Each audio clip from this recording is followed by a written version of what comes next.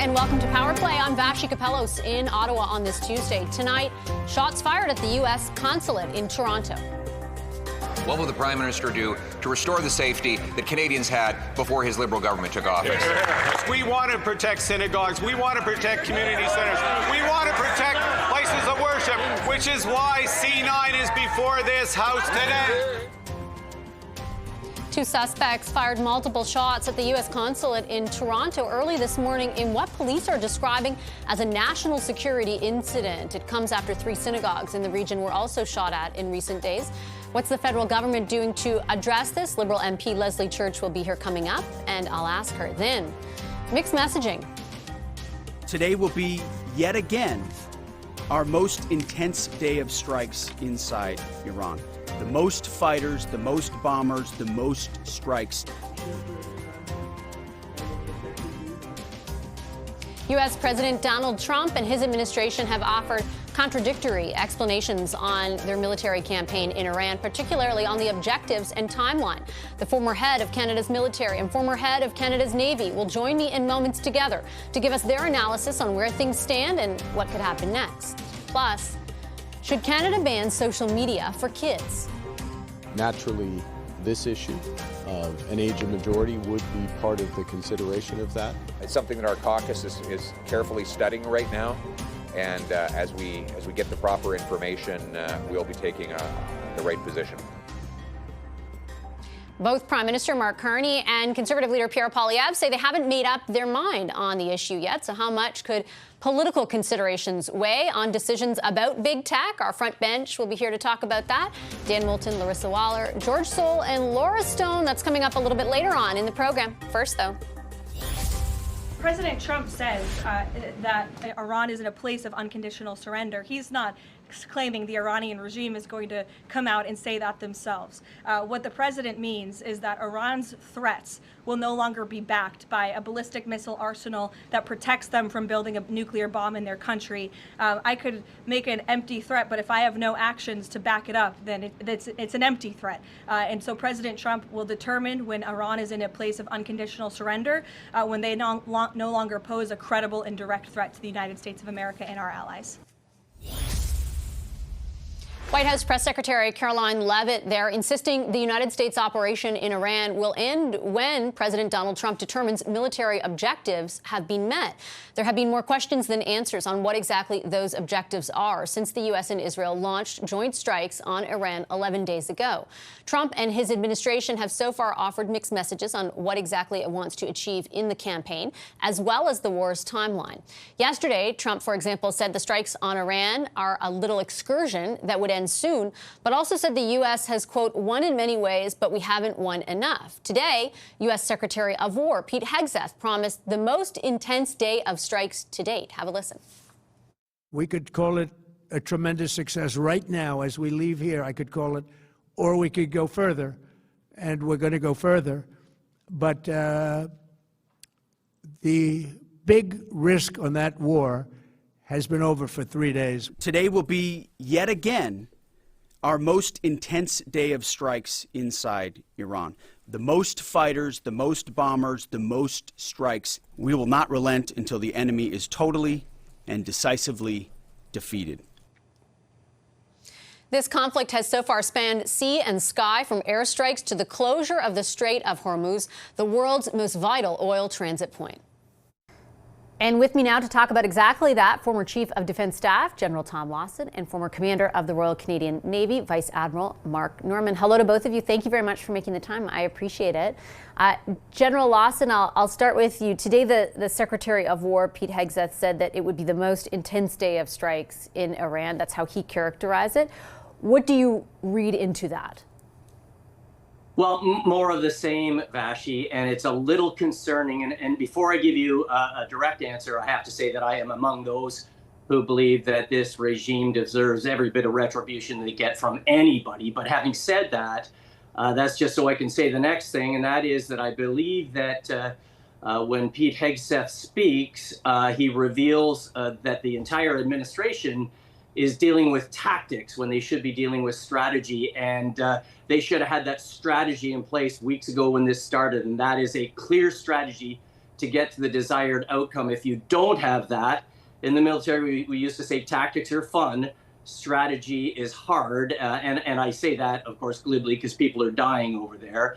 But they're well into tactics. This is more of the tactics, but the strategy required to get to any sort of outcome, be that regime change or nuclear ambition stoppage, you name it, we just aren't seeing the strategy. If we separate for a moment, Admiral Norman, the strategy and the tactics, what is your impression? Like, what do you think those of us who don't have the expertise both of you do have need to understand about the tactics that are being employed by the U.S. and Israel? Yeah, so the first thing is just to pick up on General Lawson's point. I mean, this took a lot of planning to initiate, and notwithstanding the difficulty of planning and executing those early stages, it's easy to start a conflict. It's really hard to end it. And so what we're observing now is they're transitioning from the initial blunting, if you will, of the Iranian military capacity, both in terms of their air defense, their missile capability, and their naval capacity. And now we're seeing, because the U.S. have air superiority, we're now seeing them bring in larger and more vulnerable, traditionally vulnerable aircraft to do traditional bombing attacks, which allow them to, regrettably, to more impact cheaper. I don't mean that in a glib fashion. So that's what we've seen, is a transition from the really complicated high-end stuff where they had to be careful of Iranian counterattack to now basically a bit of a pummeling. And what's unclear, as General Lawson indicated, is, okay, so what? Where does this take us in the coming days and weeks? Because that is totally unclear to those of us who are paying attention. And in that vein, General Lawson, if you were to, for example, adopt a strategy where the prevention of the acquisition of a nuclear weapon is the objective, is the end game, versus regime change, what difference would that necessitate or lead to in the approach militarily that you take? Would it be, for example, the difference between boots on the ground and not? No, I don't think boots on the ground would ever have been considered by the U.S., except in very small numbers for a very specific mission. But I'll answer that question, Vashi, in two parts. The first is I'd go back in time, and I would start with a strategy that includes developing some sort of international legality for this. Maybe the UN, or if that's too frustrating, at least a coalition of the willing. It would come with communications that support the allied nations in the region and around the world. I would go to Congress and get some support from there. Use a domestic communication plan that would tie into that strategy. But all of it, it's too late for that. So the second part of the answer is, what do we do now? And I think really where the U.S. administration is now that the regime is in bunkers and they'll never gather together like they did in the first day where 40 were lost, they're going to keep their heads down. And so it's going to be tough to pick them out. There are still 150,000 guardsmen left, the Revolutionary Guard Corps, and then a few 100,000 military. So this regime will keep their heads down until the bombing stops. So I think you need to speak to them with a list of negotiation points that we demand, and if you agree to them, we will cease fire, but we'll be back if any of them are broken. And whether or not that works, I think Khamenei, the son, would probably agree to that so that he can come back out of the bunkers and start doing regime things. What is your impression, Admiral Norman, as to Iran, or the Iranian regime, I should say, their regime's ability to defend itself, like their capacity from a military perspective? Yeah, so the Iranian military is actually quite competent and capable.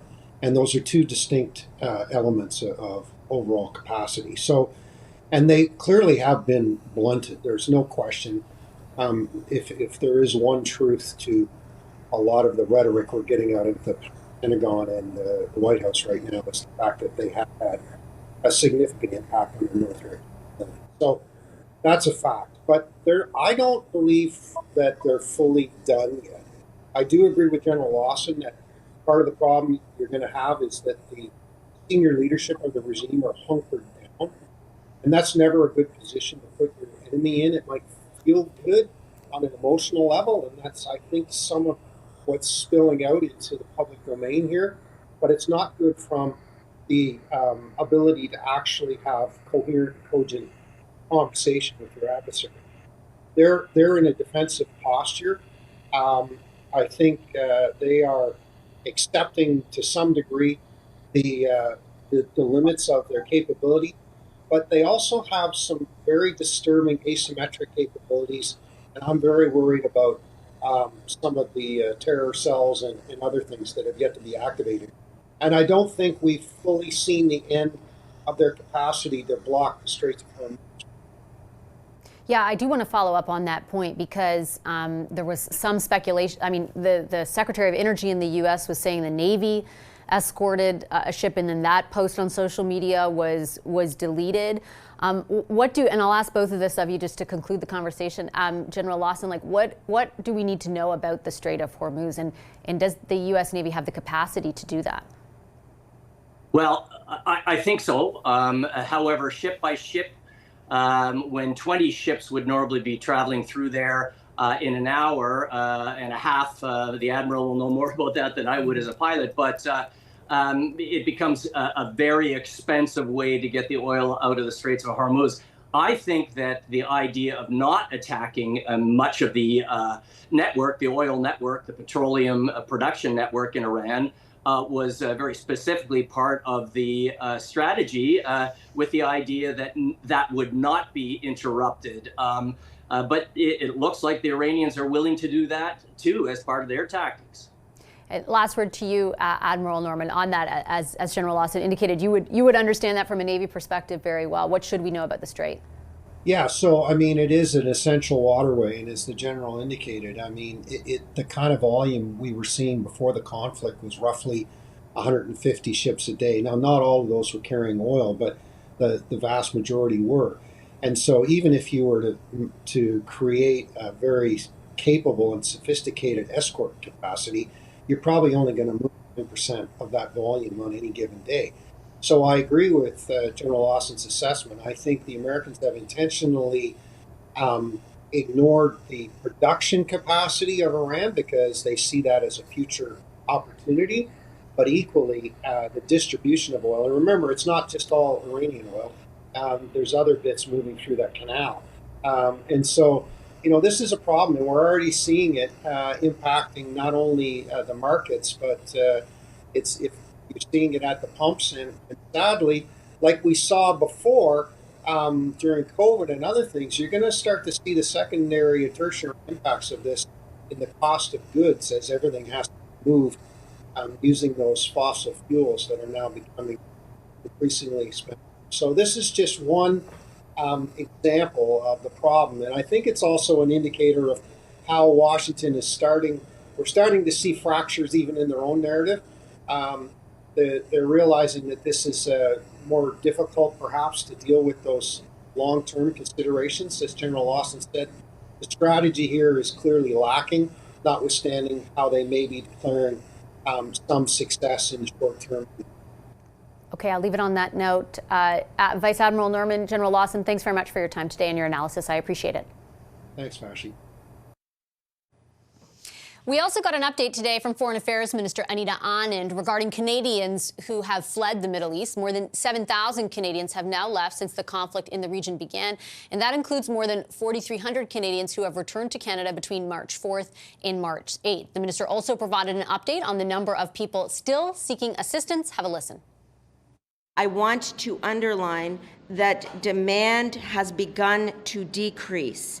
And in particular, while we encourage Canadians to leave the region through commercial means, we will continue to offer support through block bookings, through charter flights if demand warrants, as well as through bus routes. Coming up on the program tonight, our front bench will be here to talk about the debate on Parliament Hill when it comes to the federal government's approach to that conflict in the Middle East. Dan Moulton, Larissa Waller, George Soule and Laura Stone are all on tap for that discussion. Coming up after a short break, though, shots were fired this morning at the U.S. Consulate in Toronto in what police are describing as a national security incident. And that comes after 3 synagogues in the GTA were struck by gunfire over the past week. I'll go one-on-one with Toronto Liberal MP Leslie Church to talk about that, as well as the government's legislation aimed at combating hate. That's after just a 2-minute break. Stay right there.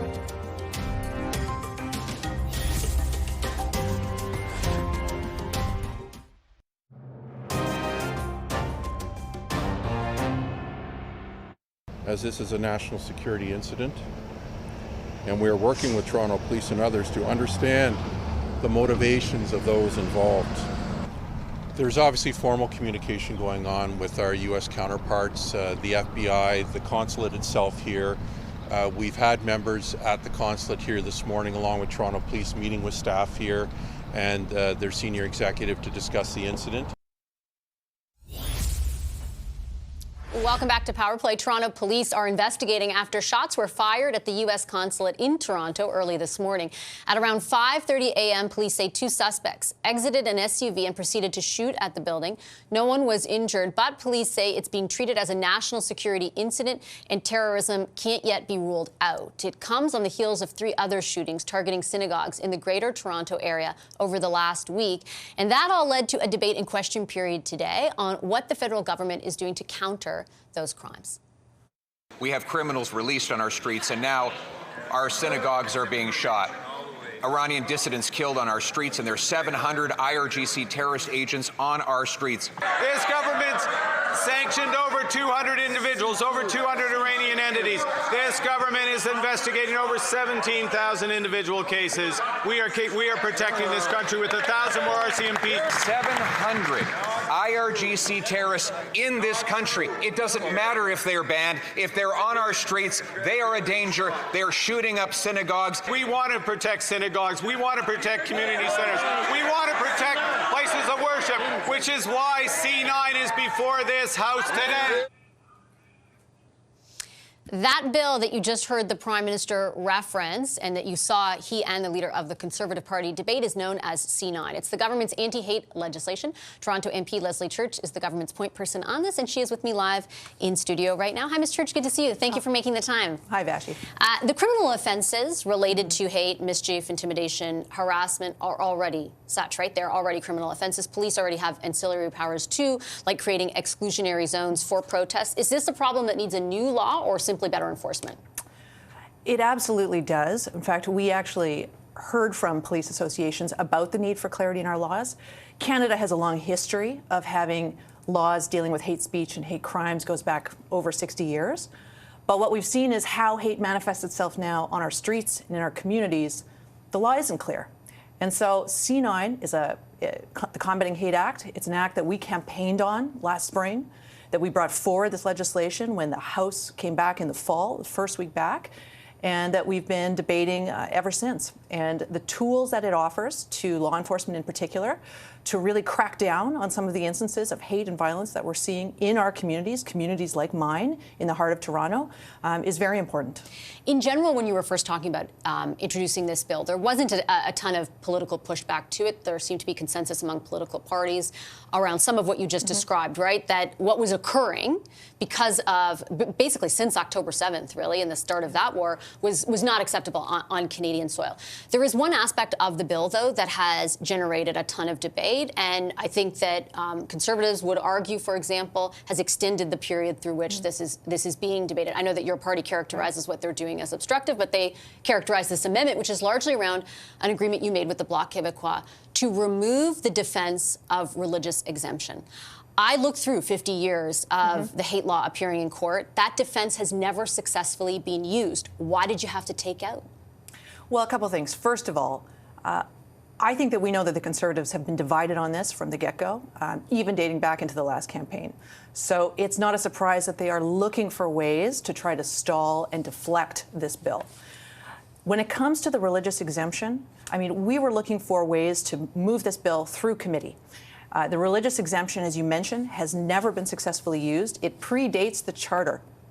The Charter of Rights and Freedom is what protects our religious freedoms today and continues to do so.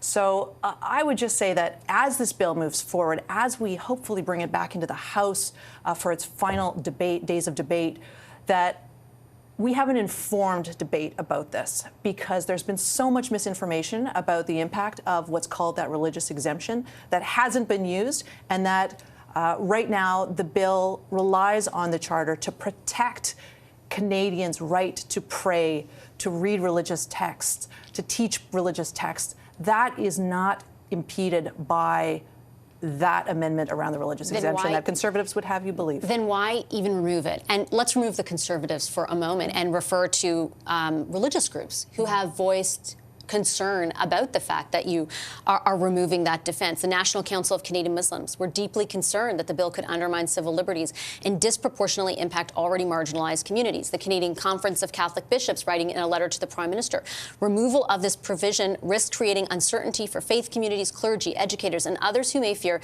that the expression of traditional moral or doctrinal teachings could be misinterpreted as hate speech. These aren't just Conservatives who are saying this. These are religious groups in this country. Again, if it has never successfully been used, why do what you did?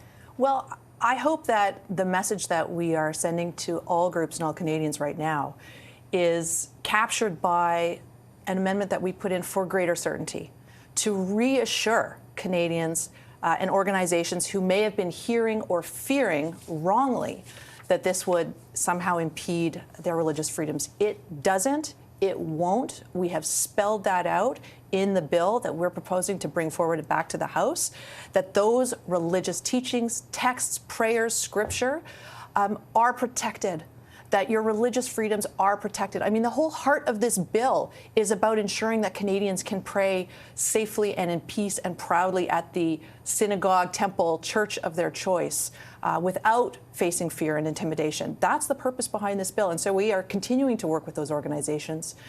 We have been working, very much at the riding level, like in our local communities, to ensure that the right understanding of this bill and what it seeks to achieve and what it actually does is out there. There seems to be, and I would not take away from the intent that you're describing, right? There seems to be, though, despite whatever efforts you just outlined, a failure to convince those groups of that, right? And ultimately, if you can't explain the utility of removing that defense, then why keep it in there? Is it only for political purposes? And does that not deflate the argument that you're making? Well, I think there's a reality that we are a minority government, and to move our legislation forward, we need to work together with Parliament. And so this was part of how this religious exemption removal came about. But we wouldn't move forward with it if we weren't confident that the Charter protects the very thing that we're talking about here. That religious exemption, again, never been used successfully in law, predates the Charter of Rights and Freedoms, which specifically enumerates the right to practice your religion, for that to be protected. Like, that exists. So I feel like what we've seen here is the product of, yes, misinformation, yes, an opposition party that's been seeking to divide Canadians because they are divided on this and don't want this bill to come to a vote. And frankly, we're just saying the time is now. With what we're seeing in our communities, we need to be addressing hate, we need to be addressing intimidation, and ensuring that we're improving public safety for all of our constituents and all Canadians. One of the points that the Conservatives have raised to counter the message that you just delivered, that basically this will affect nothing when it comes to the primacy of the Charter and your freedom to express yourself and freedom of religion, is statements made on December 9th by the Justice Minister, in which he said basically what you did, right? The bill will in no way, shape, or form prevent a religious leader from reading any religious text. And then on October 30th, testimony from Mark Miller, who highlighted a number of sections, for example, Leviticus, the Romans. There are passages with clear hatred toward, for example, homosexuals. There should perhaps be discretion, he went on to say, for prosecutors to press charges. Those do appear to be contradictory statements. And do you concede that the latter statement from Minister Miller would sort of buoy the criticism from the Conservatives and the concerns from those religious groups? Well, I think we all have to go back and look at the legal standards that guide our approach to hate and hate speech in Canada and that guide this bill. And I really think that one of the important things, I mean, precisely why we're talking about using this bill to create clarity, is to codify that definition of what constitutes hate in law so that it's not just buried in Supreme Court jurisprudence. We want to have it there clearly so that people understand what it is, and that it's a very, very high threshold, which is why reading from the Bible or reading from the Quran or reading from the Torah does not reach that standard. And but that's not what Mark Miller said. Courts have been clear on that. But Mark Miller isn't. But the courts are what's determinative here. And the courts have actually said that that doesn't reach a level of hate speech, the legal threshold for hate speech. And I mean, Vashti, I think that this goes to show why this is a very challenging topic for Canadians and for organizations that are concerned about it, but also why, when we come back to the purpose behind it, when we think about what we are trying to achieve with this bill and the important public safety considerations that I think all of us are seeing. I mean, we're seeing now more than ever, and it's not just religious groups, it's cultural groups, it is the LGBTQ community. We're seeing all of these groups impacted by a spike in hate crimes and hate speech, manifesting itself in a way that is different than it was in the past. So this is a bill that addresses that. We've been clear with Canadians on this since the last campaign that this was our commitment, and right now it's time for Parliament to deliver on it. And I do understand the points that you're making, but they don't, with great respect, Ms. Church, address what I put to you about Minister Miller's statement. You're saying one thing, the courts are saying one thing, Minister Fraser is saying one thing, all intended to assure those groups that have voiced concerns. Minister Miller, whether he believes it's correct or not, and many Canadians might agree with him, is saying something different. Do you concede that that will leave people with the impression that perhaps what you're saying and insisting will be the case with this bill is not so? Well, all I know is what we have put into black and white in the bill. The Supreme Court's definition of what constitutes hate, which is a very high threshold, extreme detestation, vilification. That's a very high threshold that the courts have decades of jurisprudence to rely on. We've put that in the bill. We've put in a subsequent clarification that says that your rights are not impeded. Your ability to read religious texts, to pray, these are not going to be impacted by the bill. So I think that it's easy to get lost in some of the misinformation that's out there about the bill, but when you come back to... I'm not quoting misinformation, to be clear. I'm quoting something that the minister actually said. But when you come back to the actual, what the bill does, creating a prohibition to block access to places of worship, schools, community centers, to prevent fear and intimidation. When people, Canadians, our fellow citizens, are dropping their kids off at schools and daycares, that's what this bill is trying to address, and that impacts all Canadians in all communities at this time. I'm going to leave it on that note. Ms. Church, thanks very much for your time. I appreciate it. Leslie Church is a Toronto MP and Parliamentary Secretary as well. Coming up tonight on Power Play, we're going to get to the debate over Canada's position on the war in Iran. Our front bench will be here next to talk about the politics of foreign policy. Dan Moulton, Larissa Waller, George Soule, and Laura Stone. There they are. They're back with me in just a few moments. Stick around.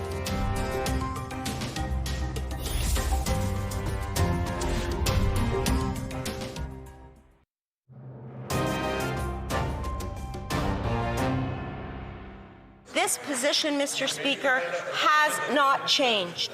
As I said, Mr. Speaker, Canada was not consulted, did not participate, and has no plans to participate in the offensive actions that were taken by the U.S. And now he has gone into hiding, having failed to speak a single word in tonight's debate.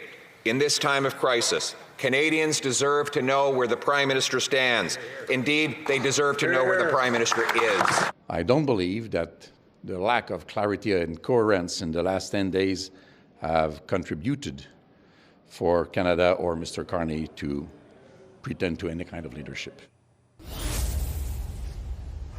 MPs from all political stripes gathered in the House of Commons last night, drilling down on what exactly the federal government's position is on the conflict in Iran. The opposition demanded clarity from Prime Minister Mark Carney, accusing him of, quote, flip-flopping over shifting statements he's made about the war over the last 11 days. The Prime Minister initially voiced support for the U.S.-Israel strikes on Iran, but days later said it likely violated international law.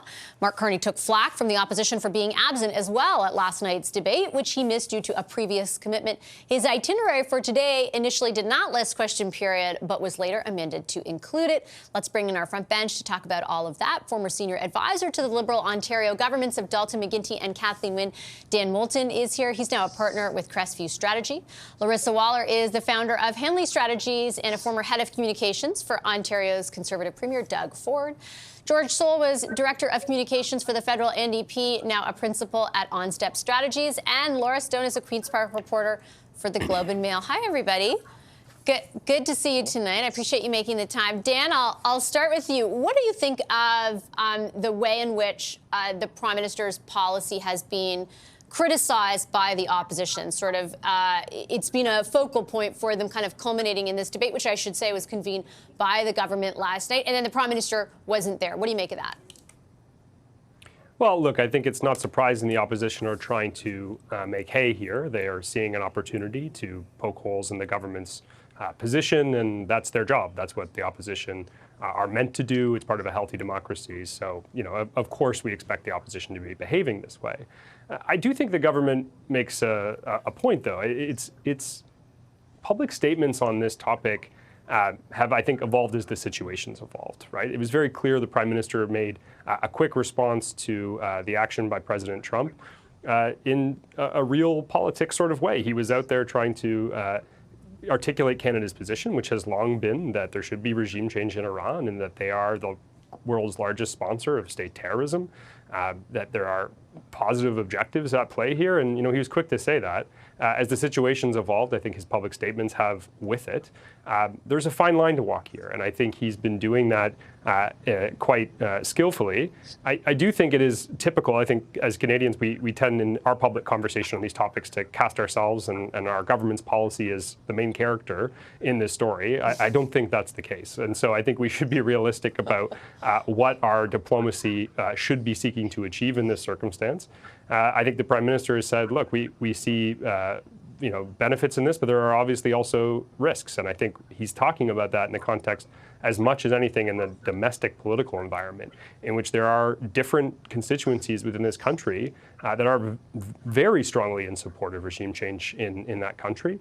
And there are other Canadian populations, many of them who would be supporters of the government, that are going to be wary of any international adventurism on the part of the Americans, particularly the current president.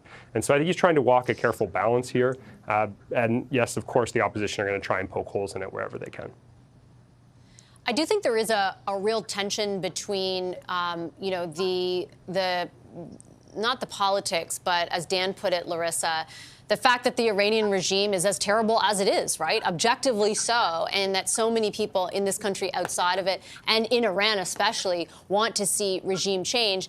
But the tension exists with the fact that it is Donald Trump leading this military operation right now. And there's not only a lack of clarity there, but also like a certain sentiment towards Trump here in Canada more largely. How do you see that tension playing out in the domestic political arena right now? I think it's a lot of people who, like you said, would normally celebrate a regime change and celebrate this action taken against the Iranian regime. They really, really don't like Donald Trump. So how could somebody they hate so much do something that I don't really disagree with?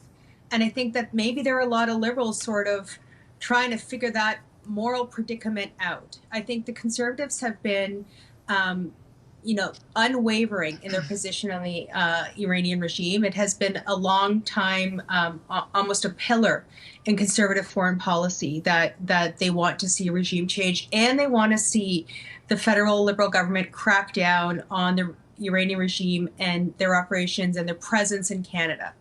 And we saw some movement. We haven't seen enough movement from my my perspective. But I think on this one, you saw Mark Carney originally come out with a statement that I supported, that I think a lot of people were quite surprised was unambiguously supporting the U.S. action. Then you saw Minister Anand say something different. Then you saw Minister McGuinty say something different. And then the Prime Minister say something different. So I think Canadians are rightly fair to criticize sort of this shifting perspective. This is a values question. I don't really care who did it. I don't really care if you like the guy who did it. But getting rid of these murderous dictators in Iran who murder their own people, throw gay people off buildings, attack women and kill women for the crime of showing their hair. Getting rid of those bad guys, that has to be a good thing. That has to be supported, regardless if you don't like the guy who did it. Do you think that, George, the positioning from the government and the sort of difference between the initial statement and what it eventually evolved to become can be explained by the inconsistency around Donald Trump and the Trump factor more largely? Or is it that in combination with, for example, somebody like Will Greaves or Lloyd Axworthy or other Liberals who were pushing back against the Prime Minister's initial stance? It's probably more the latter than the former, probably. I mean, and I think part of the problem here is you can't actually treat like the initial attack and the war as two separate things, because, I mean, like what happened is Mark Carney came out and celebrated the fact that Benjamin Netanyahu and Donald Trump lit a fuse, and then later came out and was somehow upset about the fact that it exploded. These things are connected. The war is the inevitable next step of taking out the Ayatollah. There's no doubt. I want to be very clear that Democrats, myself, everybody agrees the Ayatollah was a terrible leader, did terrible, horrific things to all kinds of his people, and should have been removed. The reason he wasn't removed beforehand, or this kind of thing hasn't happened before, is because this kind of war is the inevitable next step. So I feel like the Prime Minister came out with the knee-jerk reaction of this is great that they've taken this guy out, that's awesome, but didn't think forward to the next steps. And so that's what we're now seeing happen is, and maybe, right, some of the folks from that understand politics and understand the global affairs away from the kind of banking side, maybe better than Mark Carney does, have come forward and talked to him about it. Maybe that's why we're seeing the shift. But let's be clear, it is not two separate things. It is all one big action and the consequences that were inevitable.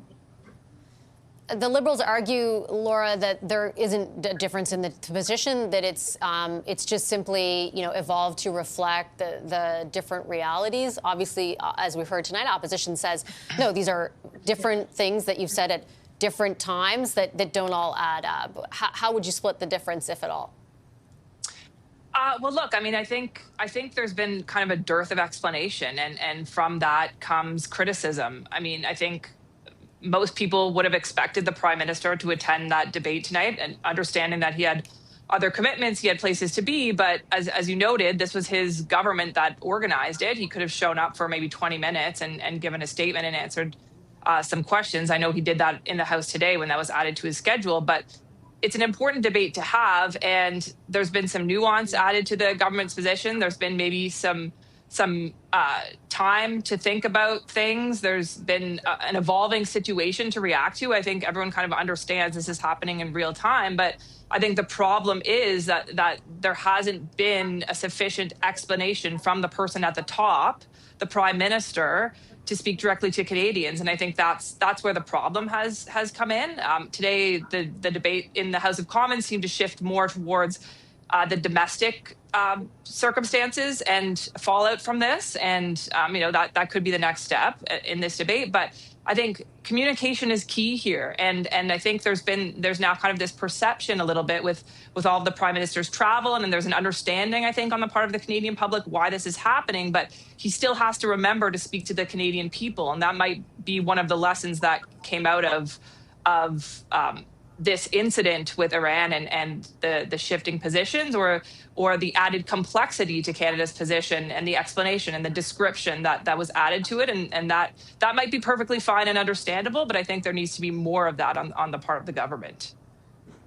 Okay, I'm going to leave this part of our discussion there. We'll take a quick commercial break. The front bench is back after that break to talk about whether social media should be banned for kids. Both the Prime Minister and the leader of the Conservatives have been asked about it in the past few days. We're going to talk about that next.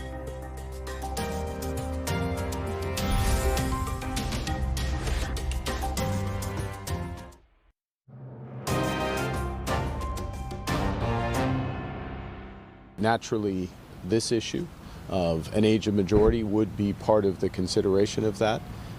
But it is all of these issues are fundamental issues, and they need to have open consideration, and the parliamentary process is the right one in order to have that. So it's something that our caucus is carefully studying right now, and as we get the proper information, we'll be taking the right position. I'm sorry we don't have a direct answer right now, but we're trying to study to get the right answer. Should there be a ban on social media for kids? Prime Minister Mark Carney and Conservative leader Pierre Poilievre, as you heard there, both have not arrived at a position on that yet. Australia became the first country to do so in December. Other countries considering following suit include France, Greece, Indonesia, Spain, and the UK. So how far do the political considerations go on pushing back against big tech? Let's bring back our front bench to talk about that. Dan Moulton, Larissa Waller, George Soule, and Laura Stone.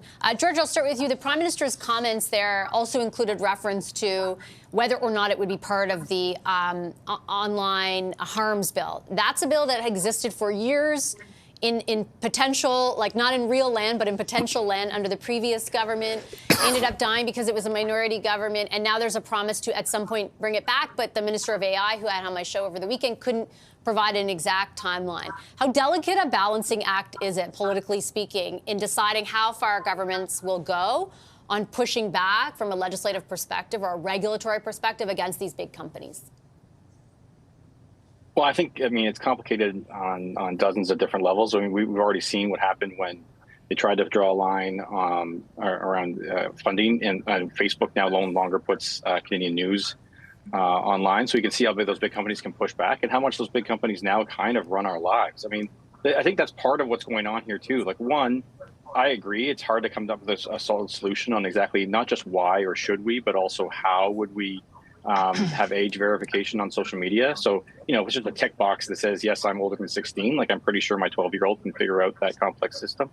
And so trying to work through that is going to be part of the process. But also, you know, as we've seen with the Online Harms Act, it's also about free speech and that balance that we used to be okay with, you know, back long before even the 80s when television, radio, and newspapers were regulated, and we made sure the media was somehow balanced, so that there was all perspectives were kind of demonstrated, and there was some serious regulation. We've seen that regulation now been stripped away over the last 40, 50 years, and so now we have the internet and social media, and trying to get into that debate again. Right.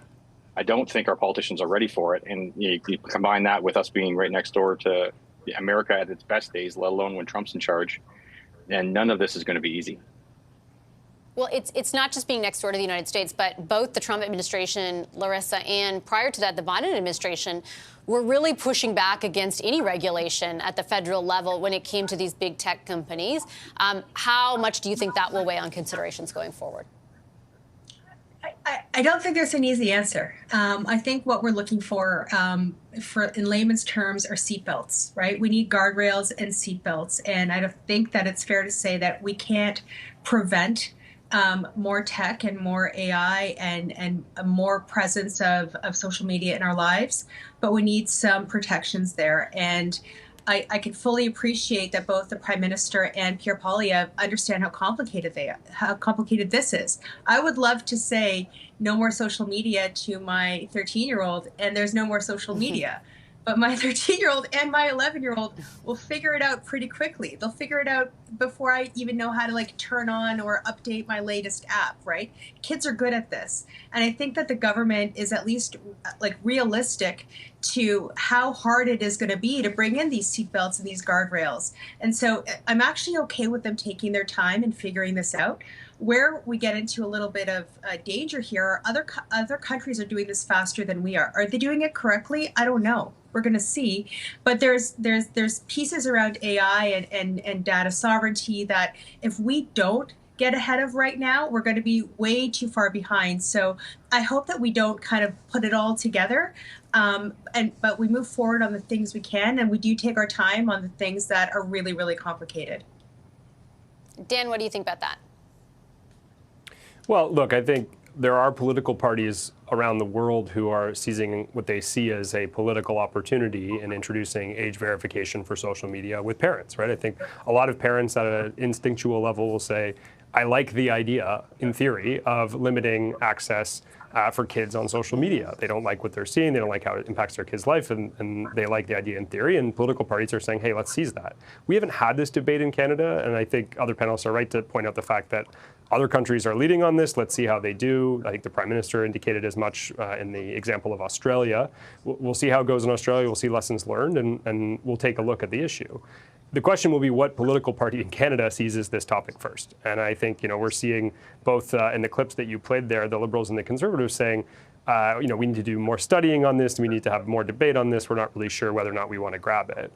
It'll be interesting to see if one of them or the New Democrats try and grab this issue much quicker and seize onto it. And we start to have the debate in this country as to whether or not we want to do it. One of the reasons I think beyond politics that both parties are hesitant to grab onto this one right now as well is that any attempt the Canadian government has made to regulate tech in the past tends to be messy, tends to not go very well, tends to be a fight with the tech giants they're not ready to pick. And frankly, at this juncture in time, is it really a fight we want to have in the context of our broader trade negotiations? This would certainly elicit the attention of the Trump administration, and it would certainly upend our trade conversations. And so I feel like there's a hesitancy both on the absence of a debate in the country, but also what it might mean for our negotiations on CUSMA.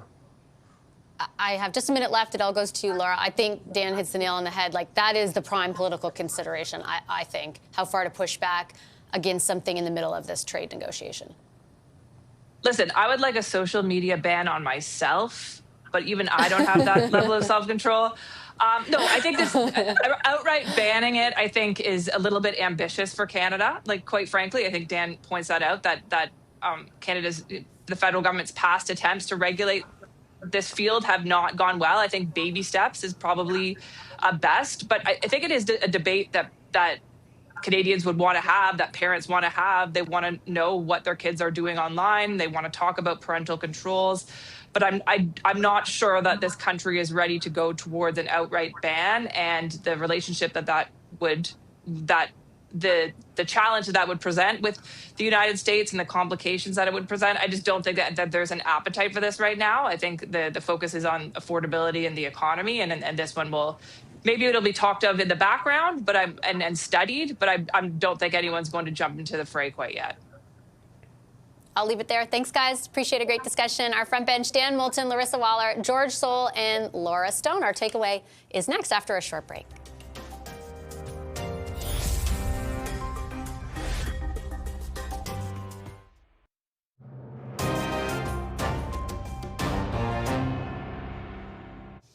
Welcome back to Power Play. Our takeaway, of course, about our top story, the war in Iran. Mixed messaging from U.S. President Donald Trump has led to a mixed impact on the markets. One statistic to leave you with tonight about the price of oil. Yesterday, that price dropped $35 throughout the course of the day. That is the biggest dollar value change in the price of a benchmark barrel of crude in the on record, basically. So oil is down. The price of oil is down from where it is, but still up from the start of this conflict. We'll continue to track, of course, the market impacts of the war in Iran. I'm going to leave Power Play there. I'm Vashi Kapelos. Thank you so much for watching, and have a wonderful rest of your evening.